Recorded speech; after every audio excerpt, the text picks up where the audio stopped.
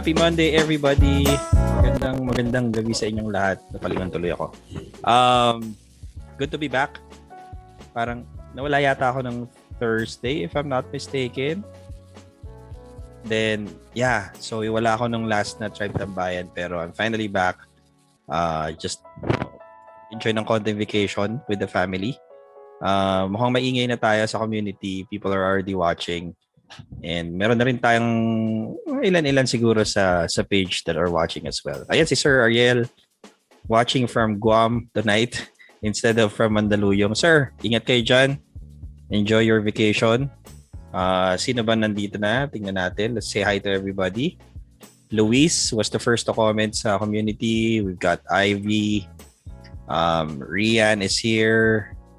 May bilangan yata sila kung sino yung mga nauna nag-comment. Vivian. We've got si Wendy, Lloyda. We've got M, Brian. Good evening sa'yo. Julie. Oh, balita ko best friend to nung guest natin tonight eh.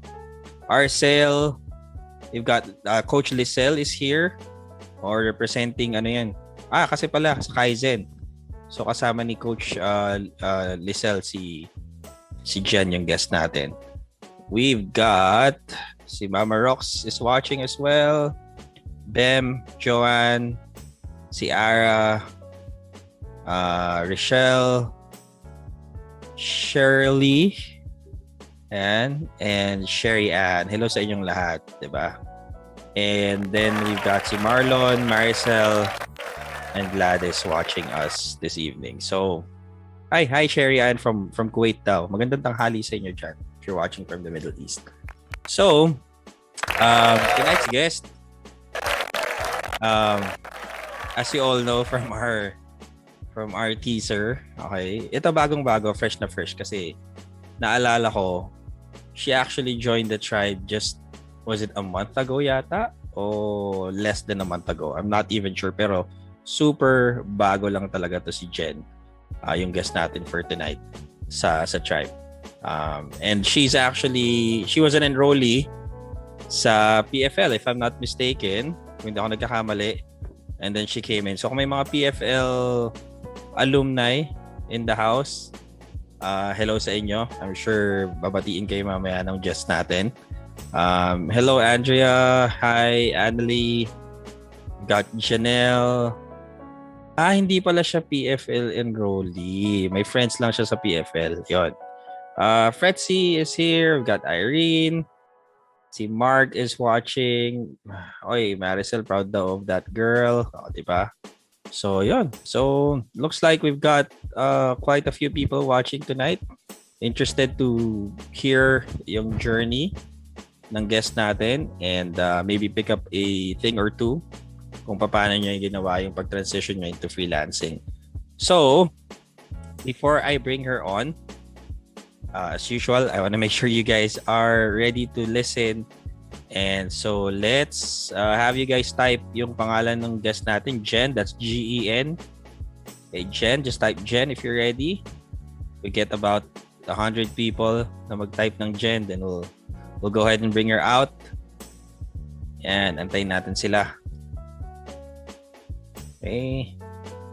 I hope everybody staying safe and dry, by the way. Medyo maulan yata today. Yan. Okay. Si Annalie is ready na. Okay. We've got Gladys saying she's ready. Lloyda. How about everybody else? Si Abby is ready. Si Irene, Cheryl, Louise, Sherry, Babam. Got Karine, si Rochelle, Jackie, Laura. Uy, parang may mga bagong mukha dito ngayon na. Parang I've never actually seen some of these people before. Ayan. Oh, 'di ba? Sir Ariel said Jen. Yeah. Jason Cypher, si Coach Lisel, si Maricel. Sino pa ba nandito? Si Julie, si Priscilla, Marlon. All set. Mukhang ready na silang lahat. And that's my cue to bring out yung ating guest for this evening. Direk, sino tong guest natin? Oy, what she does is she helps real estate investors generate more leads without cold calling using chatbots and Facebook ads. So please welcome to the stage ng live interviews si Jen. Hi, Jen.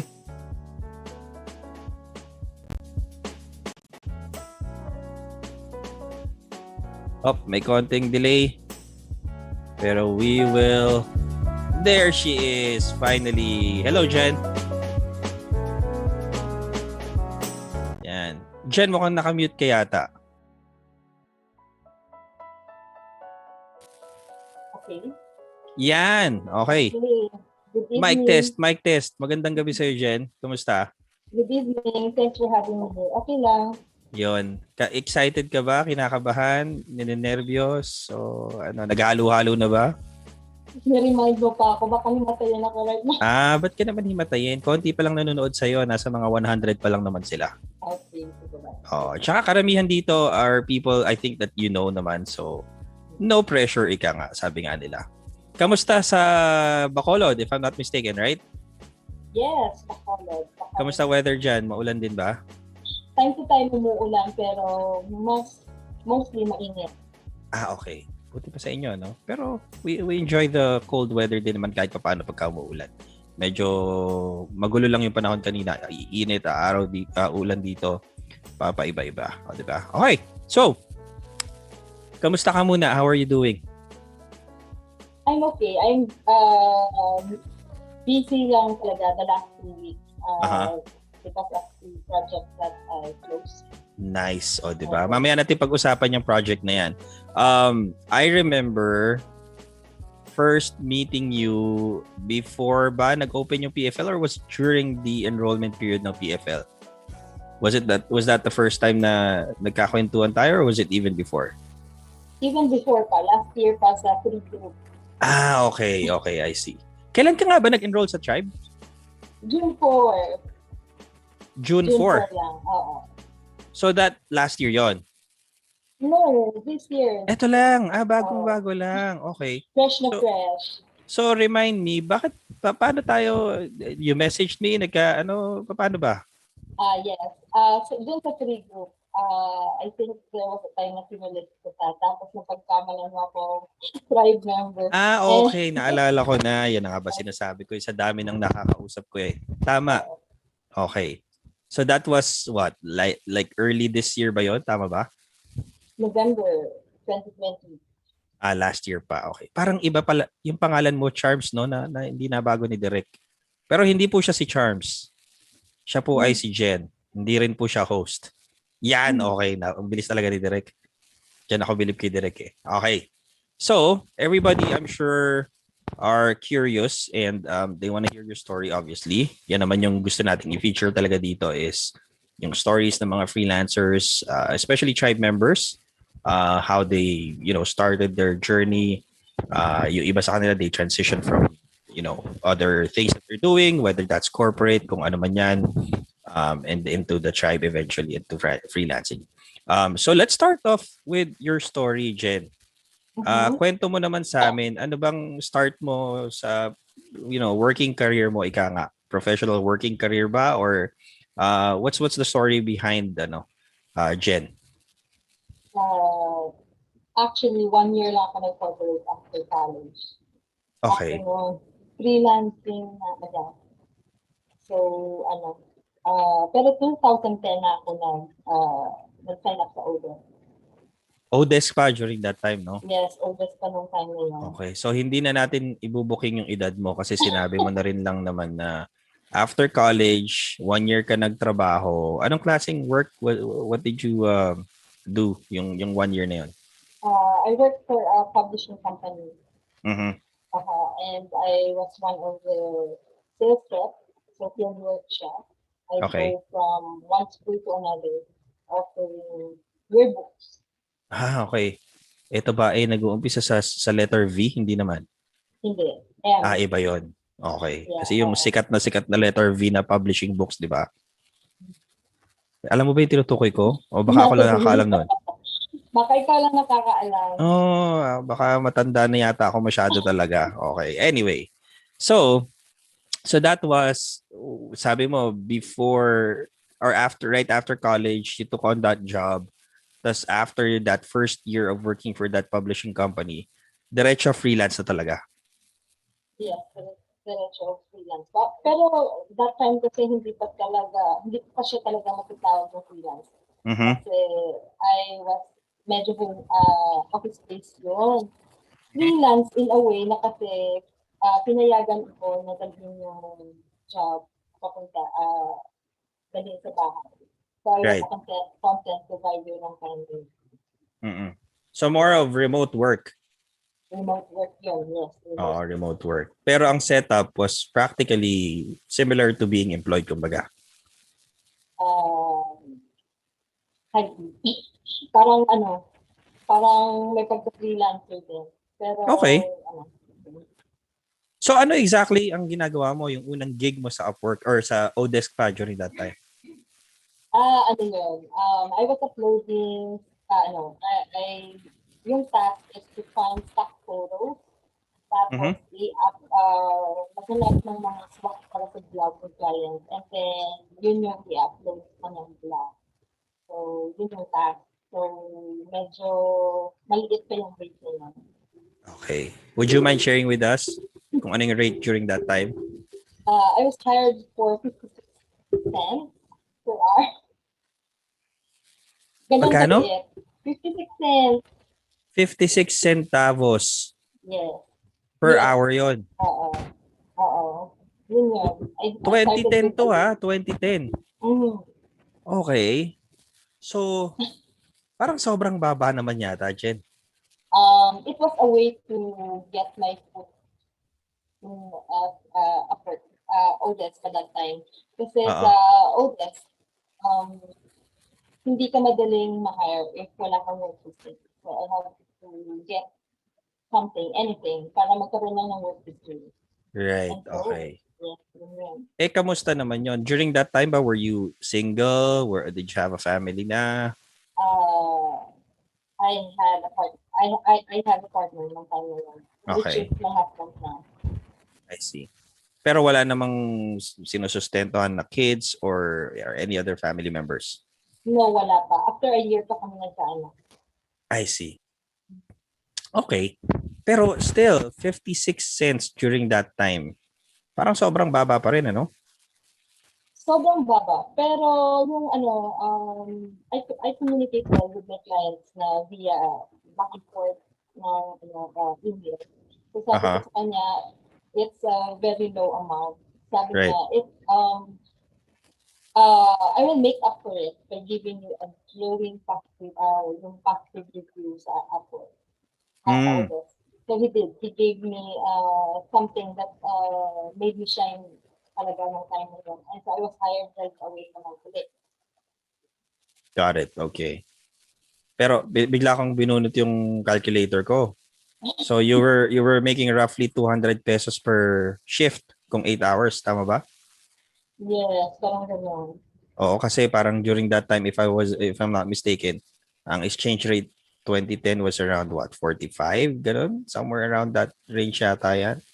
Pero roughly mga 200 something per Mhm. day. Yes, sobrang baba talaga. Pero Oo. the good thing about being sa platform na yun kasi you don't have to just work with just one client. Maghanap ka din ng iba pa. So I Right. was to work, I got three other clients to Mhm. make up for the book amount. Okay. Okay. So all in all, okay din naman yung kinikita mo, kumbaga. Even if you were basically taking a very low rate.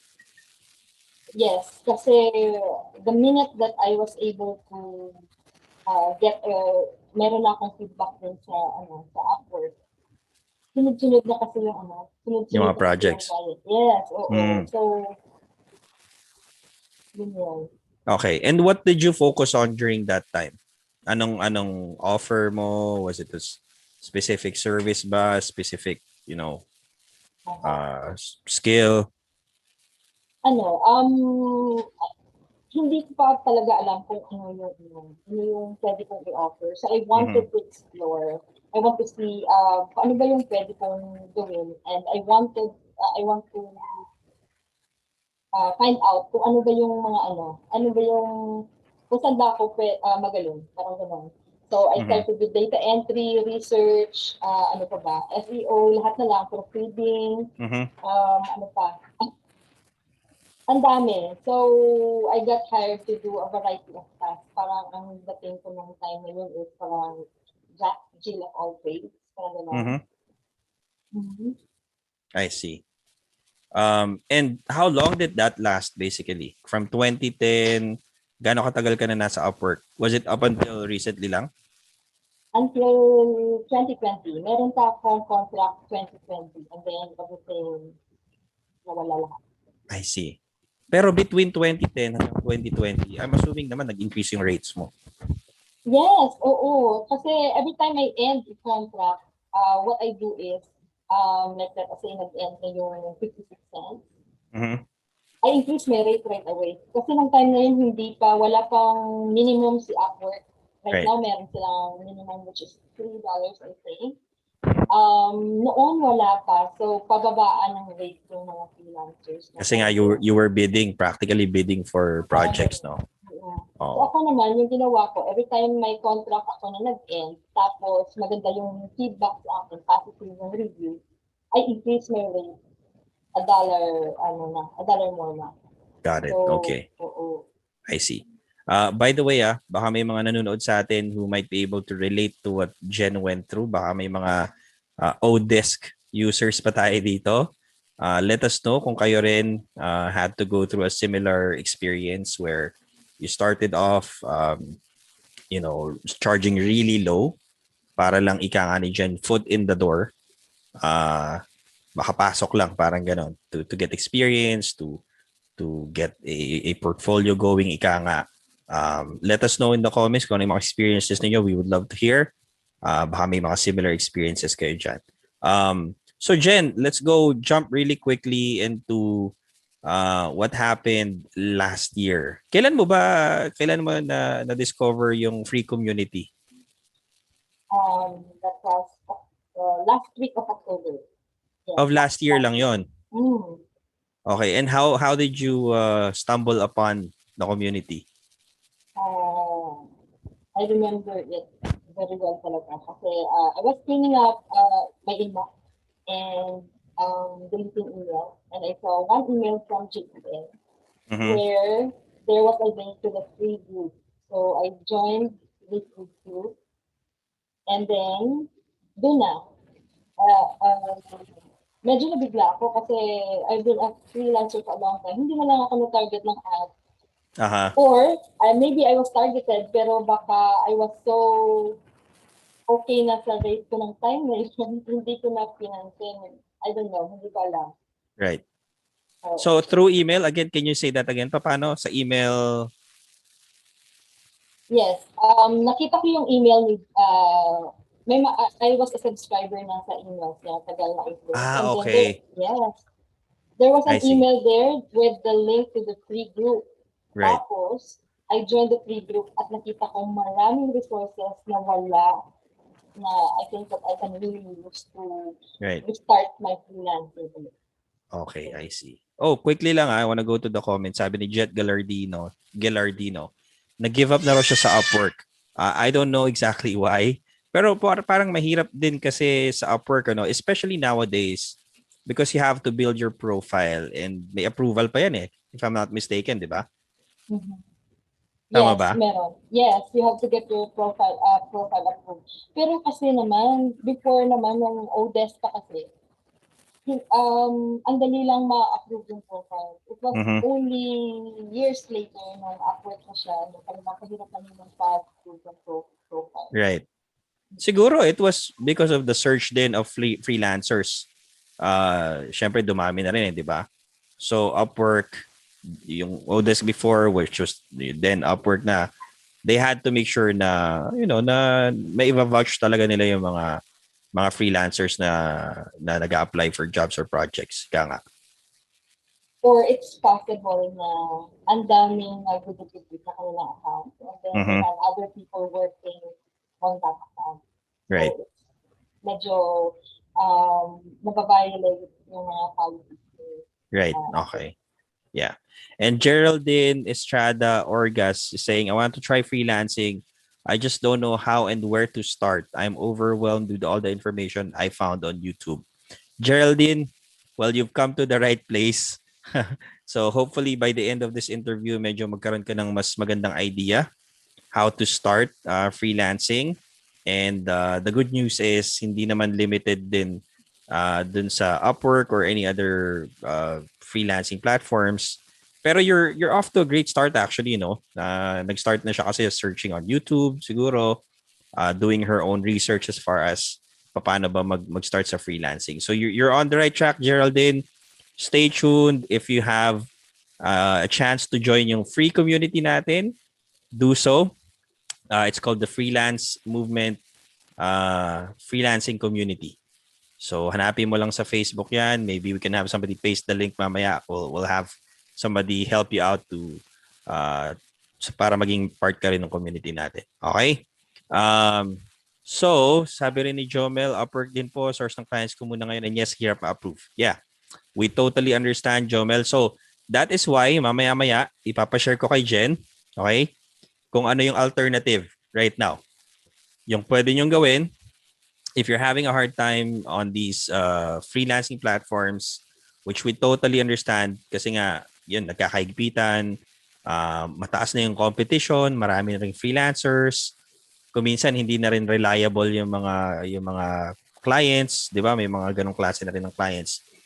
So the good news is there's a way for you to start freelancing and hindi siya limited talaga dun sa mga platforms lang na to. So Jen, fast forward na tayo ulit.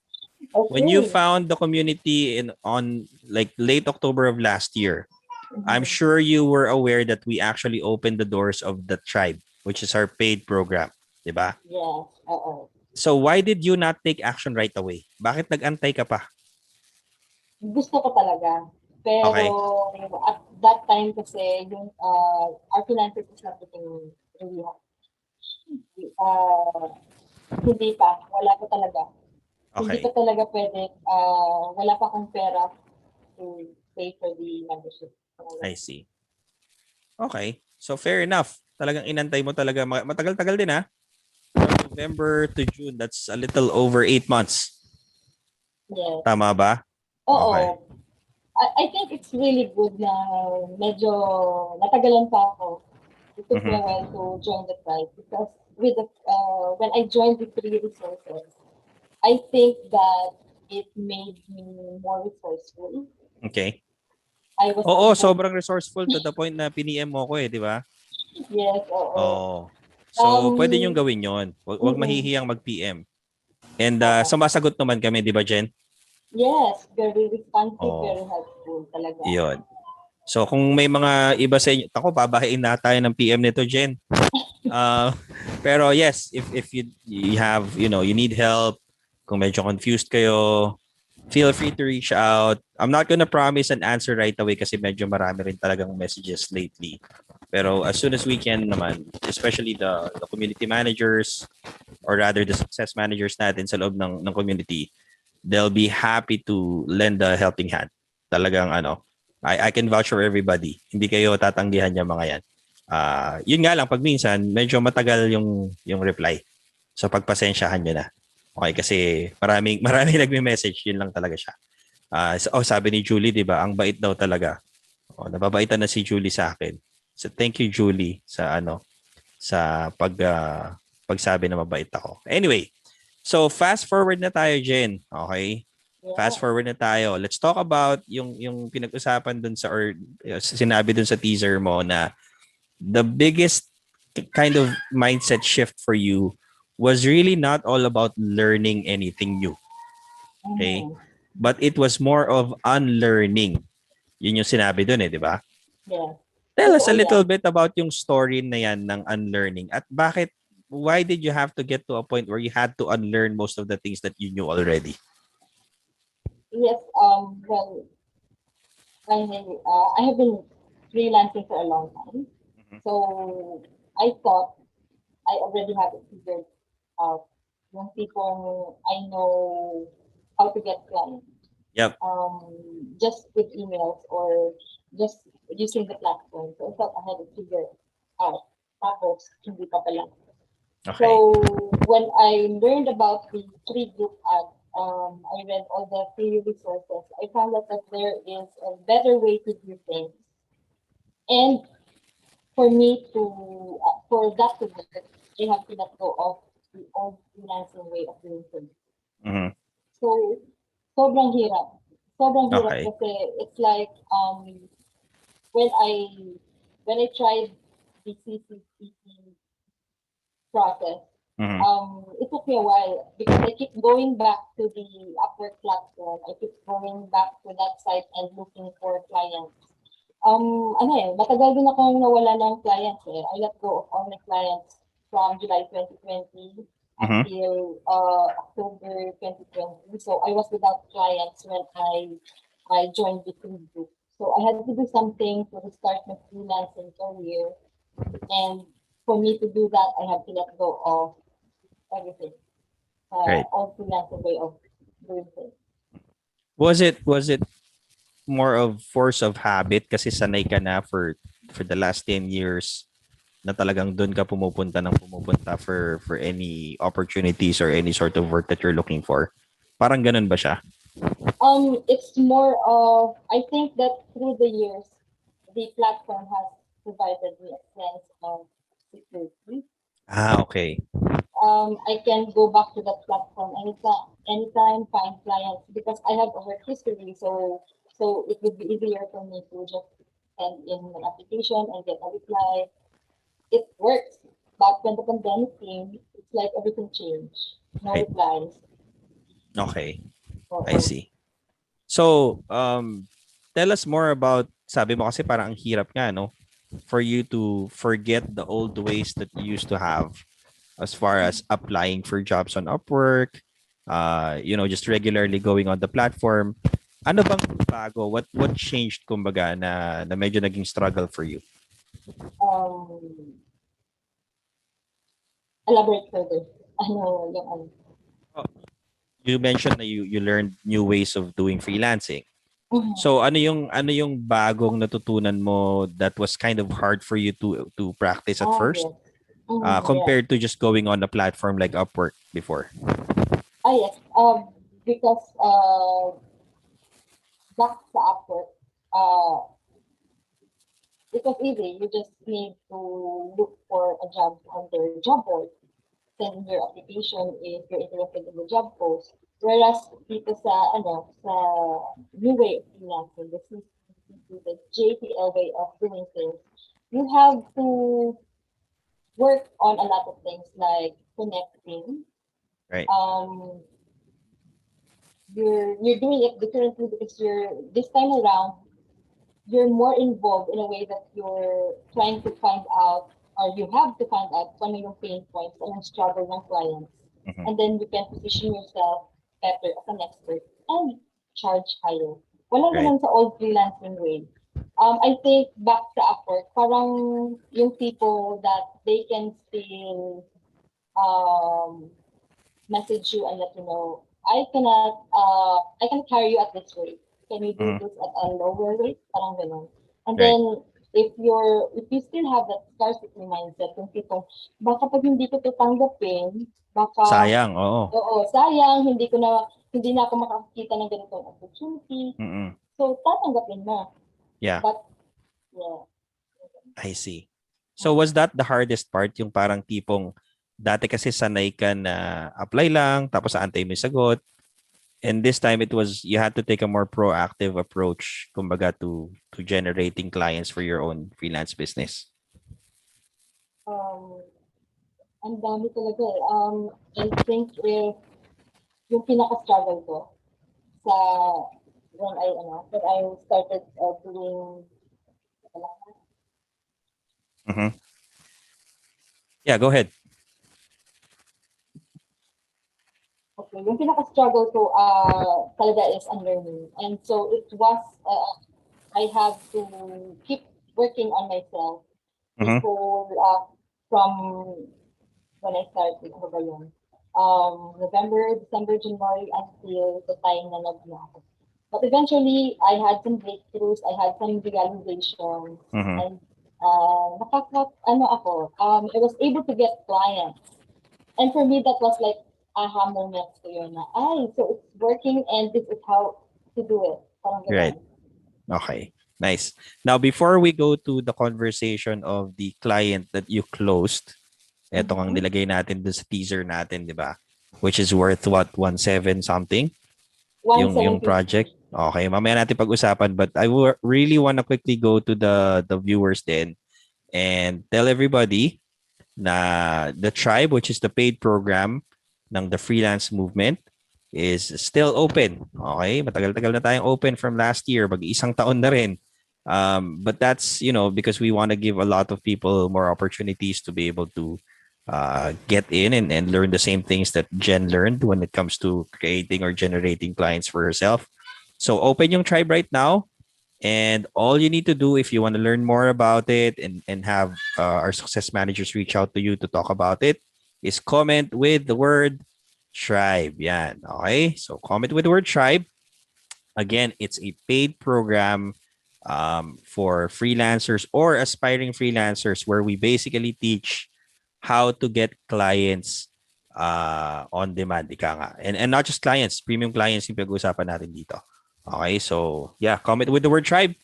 We'll have our success managers reach out to you within the next few minutes or hours, and they'll start to talk to you about being part of the tribe, being possibly being part of the tribe. Okay, Jen, balik tayo dun sa kwento Yes. mo. Okay, so itong client na to na worth 1,700 something, okay? Mhm. Kailan mo siya nakuha na client? Kailan mo na-close yung deal? It was a day after nag 1 month sa travel. So, Okay. yes, July So 5. July 5th. Oh, katatapos lang ng Independence Day sa Amerika noon. Yes, oo. Oh, pero Binalikan kung niya July ako. 5th dito, ibig sabihin July 4th pa lang doon. Yes. Tama, di ba? Teka, Yes. Amerikano ba tong client mo? American? Yes, oo. California, no, New York. Oh, ibig sabihin nagse-celebrate pa ng Independence Day nung close yung deal sa'yo, no? Yes, akala ko talaga hindi na ako babalikan. Pero the power of follow-up. Oo, yan. So guys, so pag-usapan natin, how did this all begin? Itong prospect na to, how did you turn that, kumaga, how did you turn him into a client, basically? Saan nag-umpisa yung kwento ninyong dalawa? Actually, yung skill ko kasi is chatbot marketing for real estate. So this client is not my market. Tapos yung Okay. offer ko sa kanya, hindi ko din skill na pino-promote Right. openly. Okay. So what was the market and ano rin yung skill? Oh, mukhang nawala si Jen for a moment here. So abangan natin. Baka nagkaroon ng konting problema. Baka may technical issue siya right now. But anyway, while we're waiting for Jen to return, you guys can ask questions as well. If you have similar experiences kagaya ni Jen, I would love to answer your questions right now habang inaantay natin siya. And yan, may mga nag-comment na tayo. Si Mara, nag-comment na siya ng Tribe Wilms as well. So watch out. We will have success managers reach out to you and they will basically give you the details of the tribe enrollment. Sabi ni Irene, got inside the 30-day client getting program. Sana daw soon sa tribe. Irene, I don't know what's stopping you, but yeah. Actually, yung kagandahan naman ng 30-day client getting blueprint is you can actually get clients talaga. Kaya nga siya 30-day client getting blueprint, di ba? So it's kind of a watered down version ng tribe. So it's the same lessons, the same things na tinuturo. Medyo hindi nga lang siya kumbaga yung top tier ng programs natin na available. Ayan na si Jen, bumalik na. Hi Jen. Yes. Ba't bigla ako nawala? Yeah, I don't know. I'm not sure. Pero anyway, it's good to have you back. So I was just asking, yun nga, no? So anong story niyo ulit nitong client na to? Kailan mo siya unang nakilala? How did you start to reach out to this client? Ano yung naging proseso? Mahaba ba? How long did it take? And eventually, papaano mo na seal yung deal? So sabi mo kanina, ibang offer, ibang market din siya. Yes, oo. Ano siya, one of the ways to connect with, or one of the ways to connect with clients is to make yourself more visible online. So I have been hanging out sa Facebook groups because SMM ko nung time na yun, when I was still, wala pa ako sa tribe, is social media marketing. So I was Okay. hanging out in a lot of Facebook groups and dropping my portfolio, my link to the portfolio, and then I was just being helpful, answering questions in the Facebook groups. And then I just got an email from someone. OBM pala niya yun. And then they were inquiring about graphics, Canva design templates. So I was Okay. like, I didn't offer, that's not my offer.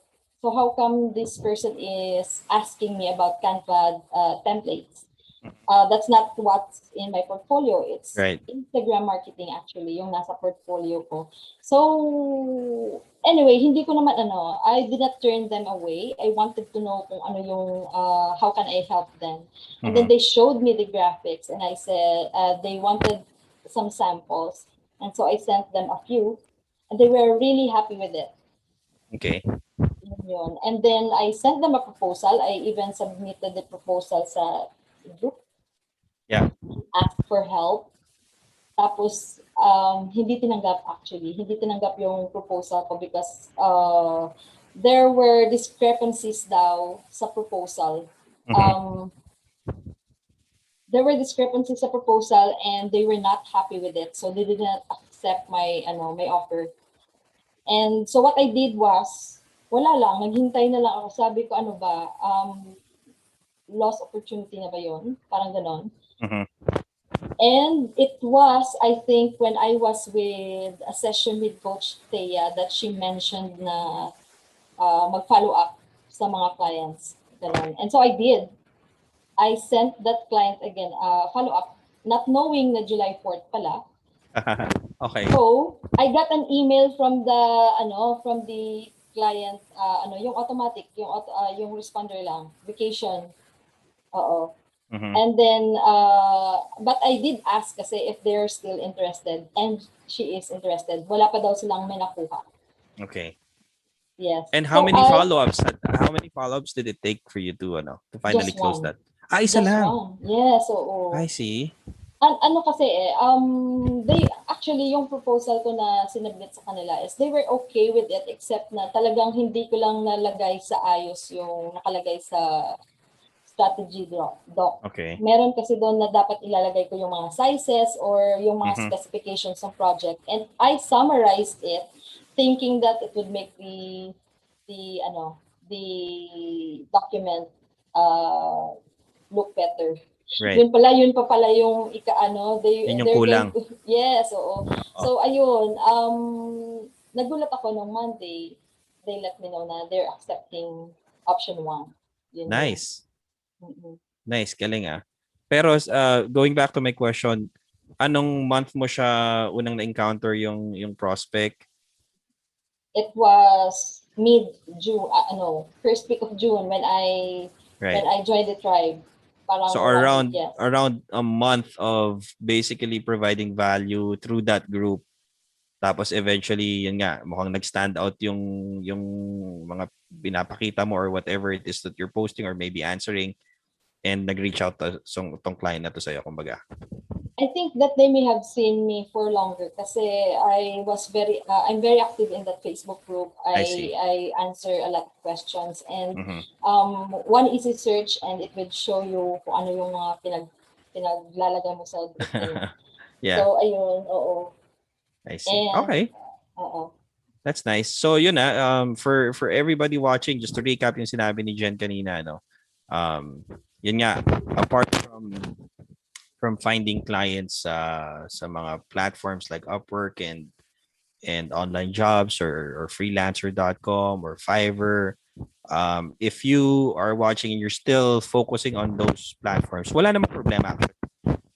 We still have a lot of freelancers who are closing deals sa ganong klase mga platform, but we just want to open your eyes to the possibility, kumbaga, of getting clients through other means. Hindi lang limited dun sa mga ganung klase ng platform. So kagaya nitong kay Jen, sa Facebook in particular niya nakilala, ano yung ginawa mo dyan? You just simply showed up, sabi mo nga, you were posting helpful content and answering questions, being helpful basically inside that group, and yun, nag-stand out for some reason. Nakita ni prospect na mukhang makakatulong to, and sila nag-reach out, ano? Tama ba, Jen? Sila ba initially? Naka-mute ka yata, Jen. Okay ba? Yan, yan. Okay, so yung OBM yung nag-reach out. And Oh, then, so okay. when they saw my sample, yung client na mismo nag-book ng DC. So I was Okay. able to talk to her Directly na. Oo. directly na ha. Nice, nice. And yun, even after submitting a proposal and getting turned down initially, anong klaseng follow-up yung ginawa mo, by the way, Jen? Pwede mo bang i-share sa mga nanonood? Yes. Okay, so I really like that Gisela shared with me tracking app, Google Chrome extension siya. And then it lets me view kung ilang ulit binview ng client yung email. And so I saw that 12 times niya tinignan yung email Okay. ko. 12 times. So, di ba, that shows na talagang interested siya. Pero yun nga lang, medyo hindi niya lang siguro nagustuhan yung nakalagay sa strat ko. So, Right. ayun, I emailed her and casual lang na tanong, "Hi, how are you? Ano ba yung pinaglagay? I was just wondering, I just want to touch base. I was wondering if you were able to find someone to, work on the project. And if not, I'm still interested." Ayun, bumalik after a day, I think. Yeah. Okay. Binalikan talaga ako agad. Pero ano yan hindi typical yun na after one follow-up lang, sumasagot agad, ano. Typically, it's a few follow-ups, pero mukhang sinuwerte si Jen dun sa prospect. And baka talagang, kasi nga 12 times na niyang view yung email mo eh. So, interesado na talaga siya. Baka may that just one little objection sa isip niya na yon. And were you able to address that objection, by the way, nung prospect? Yung discrepancies? Yes. Yes, ano lang kasi she just wanted everything that she stated in the statement of work na ilagay doon talaga so gusto niya, naninigurado. Okay. Because she had a really bad experience with someone else who worked on a similar project. And she just wanted to make sure na everything in the statement of work is in the proposal. Right. Before she signs up for anything. And I think the thing here about this, it's because I saw the opportunity. Kasi although hindi ko talaga nakalagay sa portfolio ko na I'm a graphic designer. I'm not. Yep. But I make sure that yung portfolio ko kasi gusto ko talaga maganda. So I featured everything from previous jobs na nilagay ko doon. And then they like what they saw there and they wanted to see if I would be interested. So there's opportunity there na talagang in-explore ko lang talaga. Right. If they have a problem, then maybe I can help. Mm-hmm. That's what I learned sa Thrive. Always come from a place of help. So, teka, may tanong ako. Kasi you mentioned you had a portfolio that you were basically showing people. And even if this wasn't exactly a skill that you were offering, meron ka pa ring, a little bit of body of work previously na nagawa mo dun sa ganitong area, kumbaga. Pero what about for people who have nothing to show, Jen? Kasi marami tayong nanonood na they, kaya si Geraldine, sabi niya, she doesn't even know where to start.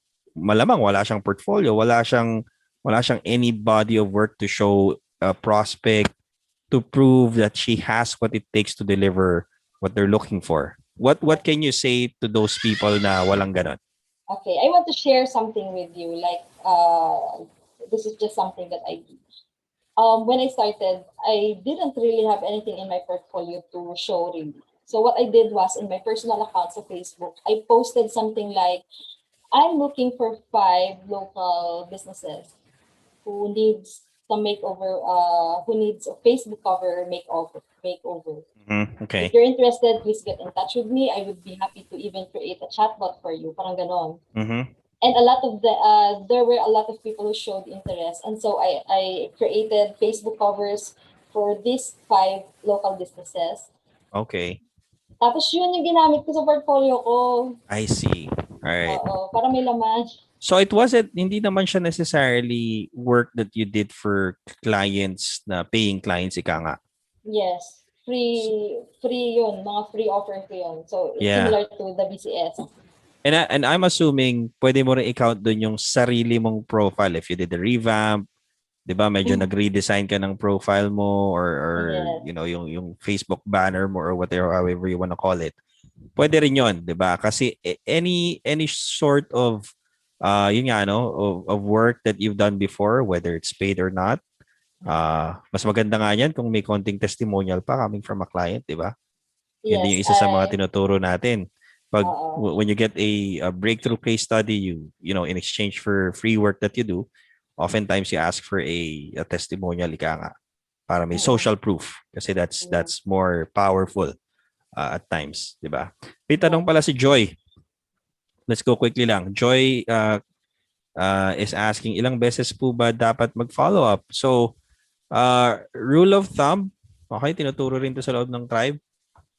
Typically, sabi nila, no, a sale is made on between the 5th and the 8th contact is what I believe. So, up to 8 times na magfa-follow up ka. Parang ikaw din yan, Joy, pag diba, may nakita kang ad sa YouTube or sa Facebook, typically, yung mga first few times, kung hindi ka pa naman decided to purchase something, makikita mo pero hindi mo papansinin until, you know, pabalik-balik. Kaya nga may retargeting di ba? Kaya nagfa-follow up din yung mga nag-create ng ads.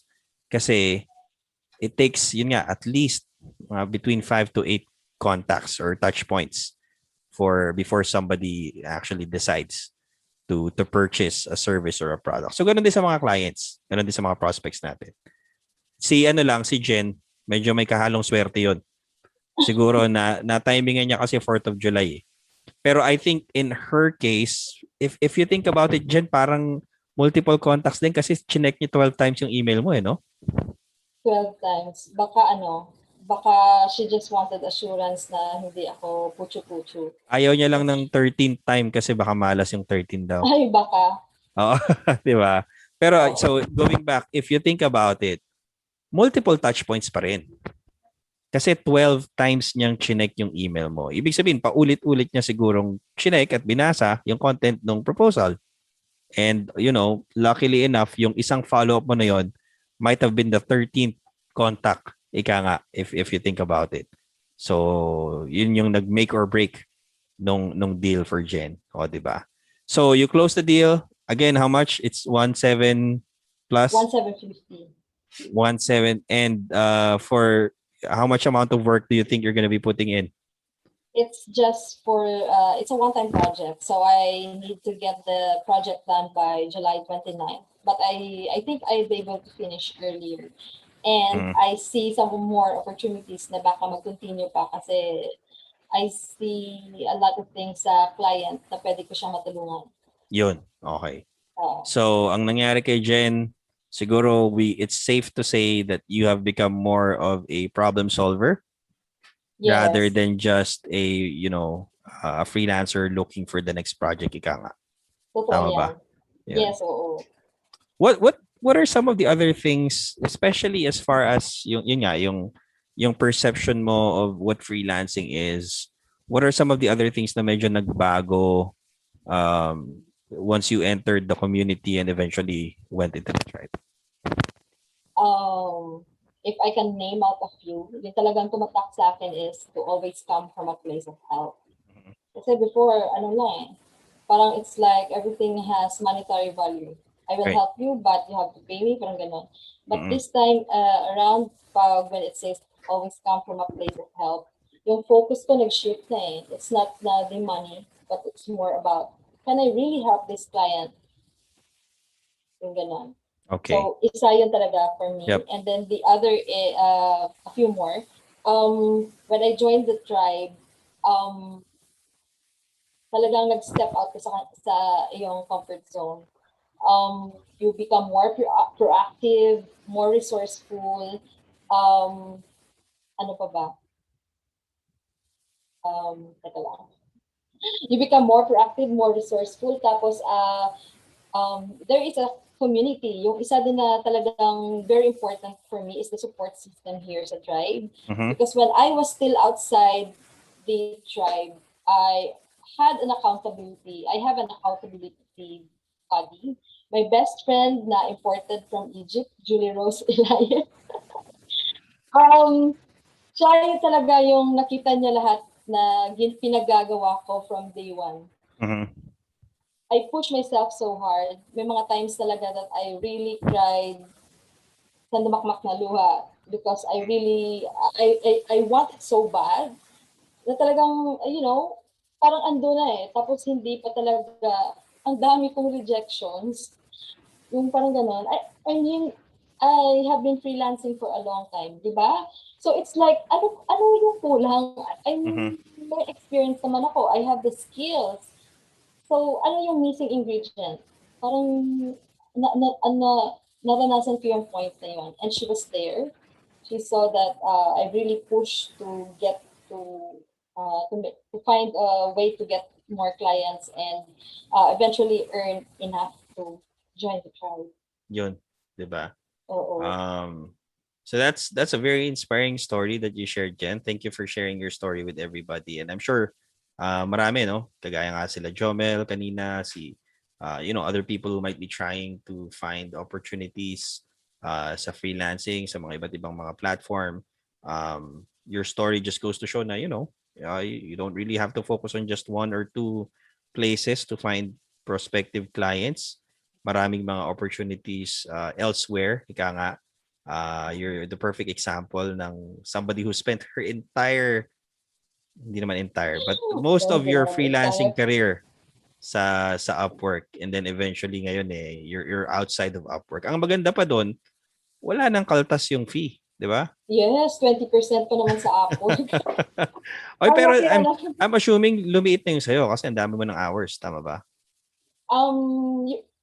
Nagre-restart kasi per client. So if you Okay. have a new client, another 20% kaltas hanggang you reach $500. Ganun pala yun. Okay. Oo. Akala ko it's accumulated work hours within the platform. Hindi pala. No. I see. No, hindi ganun. Okay. So ang chance mo lang is to be top rated ba yung tawag nila doon? Kumbaga, para medyo mataas yung chances mo of landing projects. Tapos, you have to increase your rate talaga para lumaki yung makukuha mo. Okay. Pag top rated ka, you get viewed, I think you have a chance to get featured more doon sa kanilang sa mga top freelancers, kumbaga, oo. Yun, I see. Okay. I barely have any idea about Upwork talaga, sa totoo lang. Pero once again, for those watching, I hope na you picked up a thing or two sa journey ni Jen sa freelance. Gawin nyo 10 years of doing freelance work starting at 56 cents. Tama o 54? 56 cents. 56 cents. 10 years, magta 12 years ago na. Matagal-tagal na rin. Hulaan nyo na lang kung ilang taon na si Jen, no? Pero beyond that, that also goes to show, kahit na matagal na siguro tayo, trying freelancing a different way, sabi nga ni Jen, it may be a little hard, pero once you've unlearned certain things, now you can be open to learning new things and new approaches, kumbaga. Jen, any final thoughts for those watching? Si Julie, so proud of you daw, best friend mo, di ba?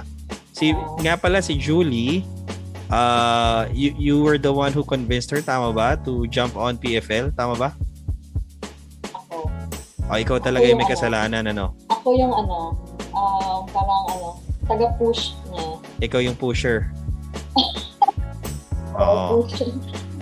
Ayan, di ba? Pero any final thoughts that you want to share to people who are watching, lalo na yung mga lalo na yung who might be starting out, or maybe they feel as though medyo nag-plateau na yung career sa freelancing or elsewhere, ano yung gusto mong sabihin sa kanila?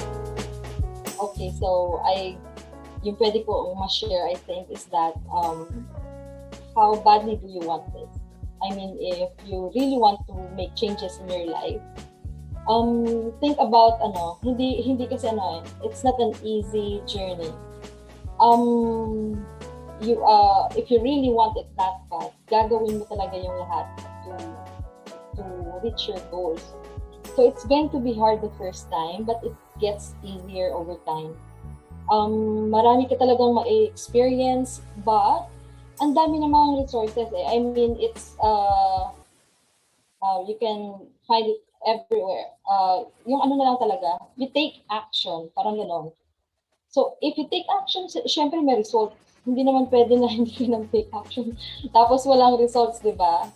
So, yun, I think, yung pinaka-takeaway ko when I started this journey is this really pushed me to take action, step out of my comfort zone,